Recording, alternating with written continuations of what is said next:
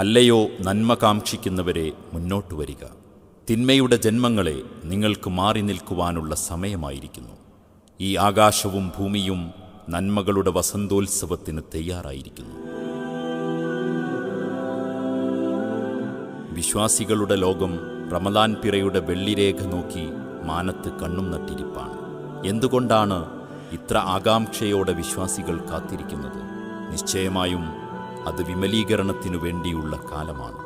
റമദാൻ എന്ന പദത്തിന് തന്നെ കരിച്ചു കളയുക എന്നർത്ഥമാണ്.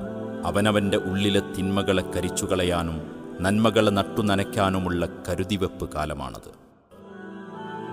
റമദാനിലെ വ്രതം ഒരു പരിചയാണെന്നാണ് പ്രവാചകൻ മുഹമ്മദ് നബി സല്ലല്ലാഹു അലൈഹി വസല്ലമയുടെ പാഠം. സ്വേച്ഛകളെയും ബാഹ്യപ്രലോഭനങ്ങളെയും ചിറകെട്ടി നിർത്തി തിന്മകളുടെ മാർഗങ്ങളെ പ്രതിരോധിക്കുന്ന ആത്മീയ പരിച. വെറും ഭക്ഷണത്തോടുള്ള ആഗ്രഹം മാത്രമല്ല നോമ്പുകാരൻ നിയന്ത്രിക്കുക. നാവിൻ തുമ്പിലെ അശ്ലീലങ്ങൾ, തലച്ചോറിൽ തിളക്കുന്ന കുതന്ത്രങ്ങൾ, ഞരമ്പുകളിൽ നുരഞ്ഞുവരുന്ന ആസക്തി, മസിലുകൾ ത്രസിപ്പിച്ചു വിടുന്ന ഹിംസ, ഇങ്ങനെ ആത്മാവിനെയും ശരീരത്തെയും പിടിച്ചുകെട്ടുന്ന മാസ്മരിക അനുഭവമാണ് റമദാൻ. അനാവശ്യമായും അധികമായും സംസാരിക്കുന്നത് പോലും നോമ്പിൻ്റെ ചൈതന്യത്തിന് നിരക്കാത്തതാണ്.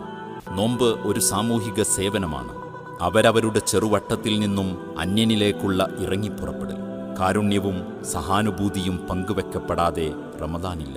റമദാൻ വിശുദ്ധ ഖുർആനിൻ്റെ മാസം കൂടിയാണ്.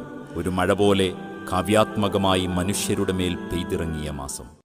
ദൈവം മഴയെ മുഴുവൻ മനുഷ്യർക്കുമാക്കിയതുപോലെ ഖുർആനും എല്ലാവരുടേതുമാണ്. മഴയുടെ കുളിരുപോലെ ഖുർആൻ മനുഷ്യ മനസ്സുകൾക്ക് സാന്ത്വനവും ആവേശവുമാവുന്നു.